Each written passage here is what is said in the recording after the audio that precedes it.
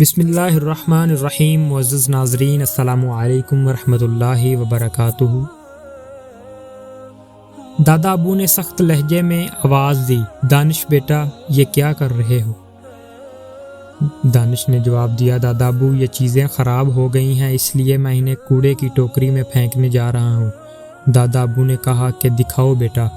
دانش نے اپنے ہاتھ میں پکڑی ہوئی تھیلی دادا ابو کو دے دی، جس میں بریانی اور سلاد وغیرہ تھی۔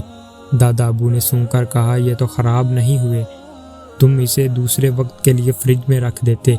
حیرت ہے بیٹا کہ آپ کے نزدیک رزق کی کوئی اہمیت نہیں۔ دادا ابو مجھ سے کھایا نہیں گیا۔ دانش نے اپنی صفائی پیش کی، نہیں بیٹا، دراصل یہ کہ تم نے آنکھ کھولی تو تمہیں زندگی کی تمام آسائشیں میسر آئیں۔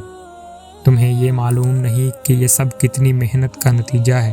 یہ غذا جو انتہائی بہترین، اس کی تمہارے آگے کوئی قدر نہیں ہے۔ خیر، اس میں تمہارا کوئی قصور نہیں۔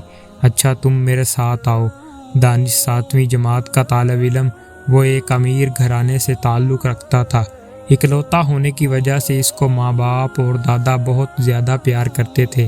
اسکول بھی وہ اپنی گاڑی میں جاتا تھا۔ گاڑی اب کچے پکے راستوں پر دوڑ رہی تھی۔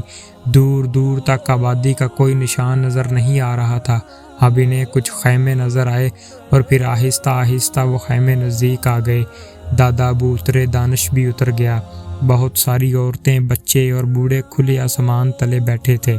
ایسا محسوس ہو رہا تھا جیسا انہیں گرمی کی شدت کا کوئی احساس نہیں۔ ایک عورت دوڑتی ہوئی ان کے قریب آئی اور بولی، صاحب میرا بچہ دودھ پیتا ہے اور دودھ کا ڈبہ اور بہت سی چیزیں برباد ہو گئی ہیں۔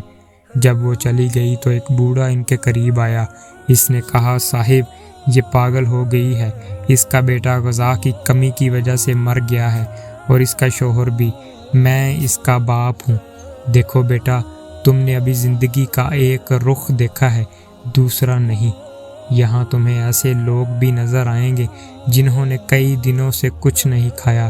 تمہارے ہم عمر دوست دن بھر میں اپنے والدین سے نامعلوم کتنا جیب خرچ لیتے ہیں۔ اگر اس میں سے کچھ ان کو دے دیں تو یہ ایک وقت کا کھانا کھا لیں۔ دادا ابو کی یہ باتیں سن کر دانش کو بہت رنج ہوا۔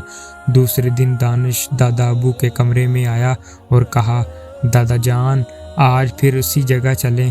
میں نے بہت سی چیزیں، ایک کمبل، بہت سے کپڑے اور کچھ کھانے پینے کی چیزیں جمع کی ہیں تاکہ میں ان لوگوں کی مدد کر سکوں۔ واہ میرے بیٹے، تم نے میرا دل خوش کر دیا، دادا ابو بولے، اور وہ دونوں وہاں سے چل دیے۔ اللہ پاک آپ کو اور ہمیں انسانیت کی خدمت کرنے کی توفیق عطا فرمائے۔ وما علینا الا البلاغ المبین۔ شکریہ۔